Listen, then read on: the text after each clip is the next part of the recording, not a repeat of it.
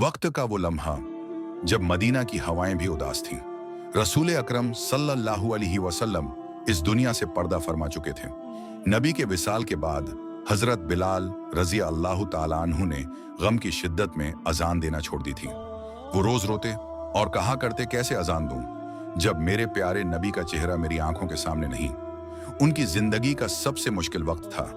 वो आवाज जो मदीना को जगाया करती थी अब खामोश हो चुकी थी। नबी सल्लल्लाहु अलैहि वसल्लम के बगैर वो मदीना में रह न सके। मदीना छोड़कर शाम चले गए और वहां जहाद में शामिल हो गए। फिर एक दिन हजरत उमर रजी अल्लाह ताला अन्हु के दौरे खिलाफत में हजरत बिलाल रजी अल्लाह ताला अन्हु किसी मौका पर मदीना वापस आए। वहीं नबी के प्यारे नवासे हजरत हसन और हजरत हुसैन रजी अल्लाह ताला अन्हु उनके पास आए और कहा, या बिलाल, हमें नाना की याद दिलाओ। वो कैसे इनकार करते, ये तो नबी के जिगर के टुकड़े थे।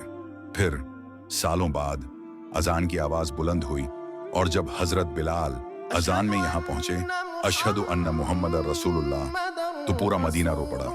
लोग घरों से मस्जिदों से निकल आए। हर आंख अश्कबार थी। हर दिल को लगा जैसे नबी सल्लल्लाहु अलैहि वसल्लम हमारे सामने खड़े हों। ये थी हजरत बिलाल रजी अल्लाह ताला अन्हु की आखिरी अजान जो मदीना के आसमान पर गूंजी और हर दिल को नबी करीम सल्लल्लाहु अलैहि वसल्लम का जमाना याद दिला गई।